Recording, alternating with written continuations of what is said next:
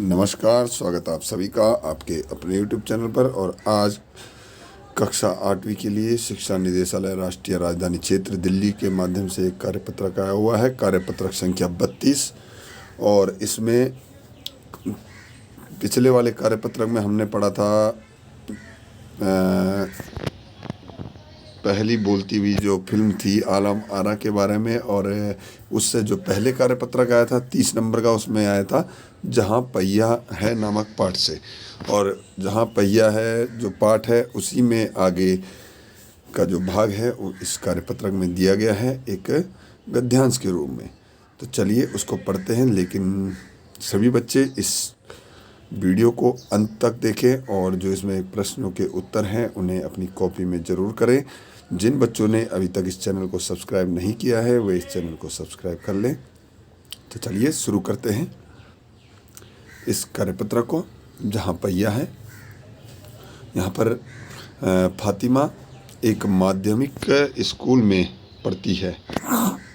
यहाँ पर फातिमा की बात चल रही थी क्योंकि जो पुडुकोट्टई है तमिलनाडु में, वहाँ की बात यहाँ पर चल रही थी, जहाँ पर एक साइकिल आंदोलन जो चला था महिलाओं की आज़ादी के लिए। उन्होंने महिलाओं ने इसमें बढ़ चढ़ कर हिस्सा लिया ताकि वे किसी के भरोसे ना रहे, वे स्वयं ही अपना काम कर सके और बस के इंतज़ार में ना रहना पड़े। तो यहाँ पर उसी में आगे है कि फातिमा जो है वो हाई स्कूल में पढ़ती है। उन्हें साइकिल चलाने के लिए चलाने का ऐसा चाव लगा है कि हर शाम आधे घंटे के लिए किराए पर साइकिल लेती है। एक नई साइकिल खरीदने की उसकी हैसियत नहीं है, यानी कि वो नई साइकिल नहीं खरीद सकती, उसके पास पैसे नहीं है। फातिमा ने बताया कि साइकिल चलाने में एक ख़ास तरह की आज़ादी है। क्या है? आज़ादी है। हमें किसी पर निर्भर नहीं रहना पड़ता। मैं कभी इसे नहीं छोड़ूंगी। जमीला, फातिमा और उसकी मित्र अवकन्नी ने इन सब की उम्र 20 वर्ष के आसपास है और उन्होंने अपने समुदाय की अनेक युवतियों को साइकिल चलाना सिखाया है। ठीक है। इस जिले में साइकिल की धूम मची हुई है। इसकी प्रशंसकों में है महिला खेतीहर मजदूर, पत्थर खदानों में मजदूरी करने वाली औरतें और गांव में काम करने वाली नर्सें, बालवाड़ी और आंगनवाड़ी कार्यकर्ता, बेशकीमती पत्थरों को तराशने में लगी औरतें और स्कूल की अध्यापिकाएं भी साइकिल का जमकर इस्तेमाल कर रही है। अब कौन कौन कर रही है देखिए कि जो स्कूलों में पढ़ रहे हैं वो तो है ही है, लेकिन खेतीहर मजदूर हैं, जो साथ ही साथ पत्थर की खदानों में जो काम करने वाली औरतें हैं, नर्सें हैं, बालवाड़ी आंगनवाड़ी कार्यकर्ता और जो बेशकीमती पत्थरों को तराशने वाली महिलाएं हैं वे भी हैं। स्कूल की अध्यापिकाएं तक साइकिल का जमकर इस्तेमाल कर रही है। ग्राम सेविकाएं और दोपहर का भोजन पहुंचाने वाली औरतें भी पीछे नहीं है। सबसे बड़ी संख्या उन लोगों की है जो अभी नव साक्षर हुई है।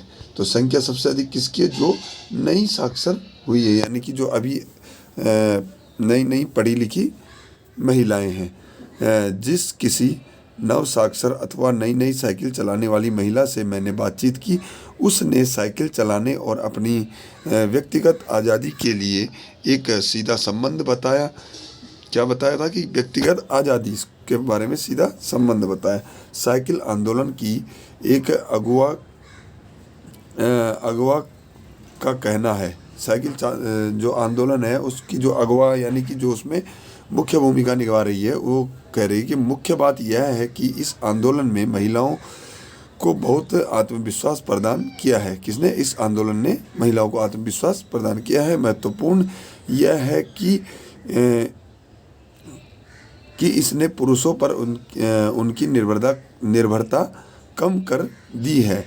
अब हम प्रायः देखते हैं कि कोई औरत अपनी साइकिल पर 4 किलोमीटर तक की दूरी आसानी से तय कर पानी लाने जाती है। अब ये देखिए, पानी लाने उन्हें कितनी दूर जाना पड़ता है, जिसे वे पहले सिर पर उठाकर लाती थी, अब वे साइकिल से ला रही है तो 4 किलोमीटर दूर तक वो पानी वहाँ से आसानी से ला पा रही हैं। कभी कभी साथ में उनके बच्चे भी होते हैं। यहाँ तक कि साइकिल से दूसरे स्थानों से सामान ढोने की व्यवस्था भी खुद ही की जा सकती है। अब जो सामान है उसे भी आसानी से वे ले जा सकती है। लेकिन यकीन मानिए, जब इन्होंने साइकिल चलाना शुरू किया तो इन पर लोगों ने जमकर प्रहार किया, जिसे इन्हें झेलना पड़ा। क्योंकि लोगों ने कई तरह की क्या कहा, फबकियाँ कसी थी और कई बातें सुनाई थी जो इन्हें झेलना पड़ा। गंदी गंदी टिप्पणियाँ की गई, लेकिन धीरे धीरे साइकिल चलाने को सामाजिक स्वीकृति मिली। भाई शुरुआत में कोई भी काम होता है तो उसमें क्या होता है, अलग अलग तरह की बातें सुनने को मिलती है, लेकिन धीरे धीरे जब ये समाज ने स्वीकार कर लिया तो ये आसान हो गया, इसलिए महिलाओं ने इसे अपना लिया। ठीक है, तो ये यहाँ पर बात कही गई है। अब इसमें शब्दार्थ देखते हैं। कुछ जो नए शब्द हैं आपके लिए इस गद्यांश में, वे हैं जैसे चाव। चाव का मतलब शौक से, है ना। आगे देखिए हैसियत। हैसियत का मतलब होता है औकात। आगे इस्तेमाल। इस्तेमाल का प्रयोग। और अगवा करना मतलब आगे चलने वाला। जो अगवा का मतलब होता है आगे चलने वाला। ठीक है, तो ये आपके शब्दार्थ थे। और अब इस गद्यांश से बनने वाले जो प्रश्न हैं उनके उत्तर देखते हैं कि पुडुकोट्टई जिले में साइकिल का इस्तेमाल कौन कौन सी महिलाएं करती थी। तो ऊपर मैंने बताया था आपको कि जो मजदूरी करती थी, खेतिहर मजदूर थे, खदानों में काम करने वाली औरतें थी, आंगनवाड़ी बालवाड़ी कार्यकर्ता थी, बेशकीमती पत्थरों को तराशने वाली महिलाएं थी, स्कूल की अध्यापिकाएं थी। ठीक है, ग्राम सेविकाएं भी कर रही थी। ठीक है, ये इसमें उत्तर में आएगा। अगला प्रश्न है प्रश्न नंबर 2। आपके अनुसार महिलाओं ने साइकिल चलाने और अपनी व्यक्तिगत आज़ादी के बीच एक सीधा संबंध क्या बताया होगा। कि आपके अनुसार साइकिल चलाने और व्यक्तिगत आज़ादी क्या थी। भाई क्योंकि वे जो महिलाएं थी वे खुद ही अपना काम कर सकती थी, किसी दूसरे पर उन्हें निर्भर नहीं होना पड़ता था, किसी को बोलना नहीं पड़ता था कि भाई मेरे को वहाँ जाना है, यहाँ जाना है। खुद ही साइकिल उठाई और अपना काम स्वयं कर लेती थी। साथ ही साथ पानी लेने के लिए जब 4 किलोमीटर जाती थी तो वहाँ से साइकिल में आसानी से ला पाती थी। अगला प्रश्न है प्रश्न नंबर 3 कि पुडुकोट्टई की महिलाओं में साइकिल चलाने से आत्मविश्वास और आत्मनिर्भरता कैसे आए होंगे। कल्पना कीजिए कि कोई महिला जो कभी बाहर स्वयं किसी काम करने के लिए नहीं निकलती थी, उसे किसी न किसी की आवश्यकता होती थी। साथ में घर में जो परिवार में घर में जो कोई भी क्या होता था, जेंट्स होते थे, है ना, पुरुष होते थे, उनके भरोसे रहना पड़ता था, लेकिन वे अब स्वयं ही कर सकती थी। तो इसलिए आत्मविश्वास और आत्मनिर्भरता उनकी बढ़ी। ठीक है, अगला प्रश्न है प्रश्न नंबर 4 कि ग्रामीण महिलाओं के लिए साइकिल आंदोलन शुरू करने से पहले क्या क्या बाधाएं आई होंगी। भाई जब उन्होंने यह आंदोलन शुरू किया था ग्रामीण महिलाओं ने, तो जो गांव के निवासी थे, वहाँ का जो समाज था, उन्होंने कई तरह की बातें उन्हें सुनाई।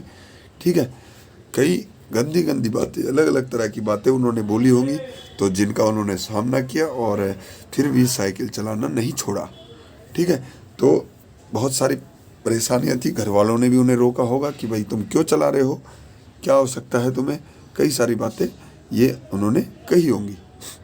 अगला प्रश्न है प्रश्न नंबर 5 गतिविधि, जो कि आपके लिए है। यदि पहिया ना होता तो क्या होता।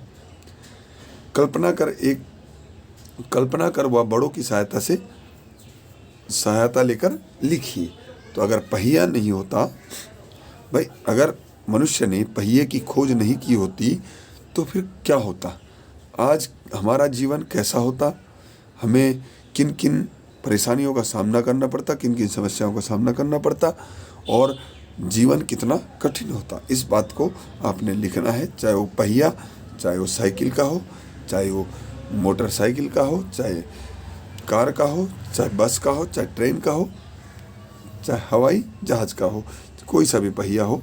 ठीक है, और भी है इसके अलावा कई सारे पहिए नुमा आकार, जैसे कि जो चक्की होती है ना, गेहूँ जो पीसती है वो, है ना, आटे के लिए, तो इस तरह के कई सारी चीज़ें हैं जो पहिए पर निर्भर है। तो इससे क्या क्या परेशानियां होती इसके बारे में आपने लिखना है और इसको अपनी कॉपी में ज़रूर लिखना है। ठीक है। अंत में एक महत्वपूर्ण सूचना जो आपके लिए है कि 2 गज अथवा 6 फीट की शारीरिक दूरी का पालन करें। तो ये बात भी ज़रूर ध्यान रखें। तो ये था आपके लिए आज का कार्यपत्रक संख्या 32 और उम्मीद है कि आपको इस समझ में आ गया होगा और आप इसके प्रश्नों के उत्तर अपनी कॉपी में ज़रूर करेंगे। तो चलिए मिलते हैं अगली वीडियो में, तब तक के लिए नमस्कार। जय हिंद, जय भारत।